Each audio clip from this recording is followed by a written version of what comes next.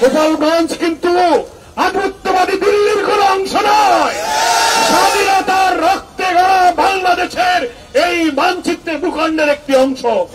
কি করে তারা সেখানে জুলাই অভ্যুত্থানের বীর নায়কদের একটি ছাত্র সংগঠন থেকে আসা, যাদের ত্যাগ, যাদের নির্যাতনের উপরে ফ্যাসিবাদ মুক্ত হওয়ার এক বিরাট অংশীদারিত্বের গর্বের দাবিদার যে সংগঠন, তাদের উপরে কি করে হামলা করা হলো? দিনের বেলায় প্রকাশ্যে প্রশাসনের উপস্থিতিতে কি করে এটা করতে পারলো, প্রশাসনকে তার জবাব দিতে হবে। আমরা অবিলম্বে সরকার, স্বরাষ্ট্রমন্ত্রী, পুলিশ প্রশাসন, সরকারের আইন শৃঙ্খলা এবং মানুষের নিরাপত্তায় নিয়োজিত সকল সংস্থার কাছে দাবি করব, গোপালগঞ্জে যে ঘটনা হয়েছে এটা একটি অশনি সংকেত।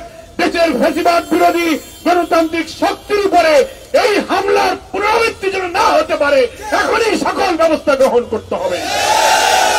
নতুন স্বাধীন বাংলাদেশে আওয়ামী ফ্যাসিবাদের প্রেতাত্মা শেখ হাসিনা বিদায় নিলেও ফ্যাসিবাদের দোসররা যে এখনো ঘাটতি মেরে আমাদের গণতান্ত্রিক অধিকারকে হরণ করছে, আজকে গোপালগঞ্জে জুলাই যোদ্ধা এনসিপির সমাবেশে হামলা করে তারা সেই কথাই প্রমাণ করেছে।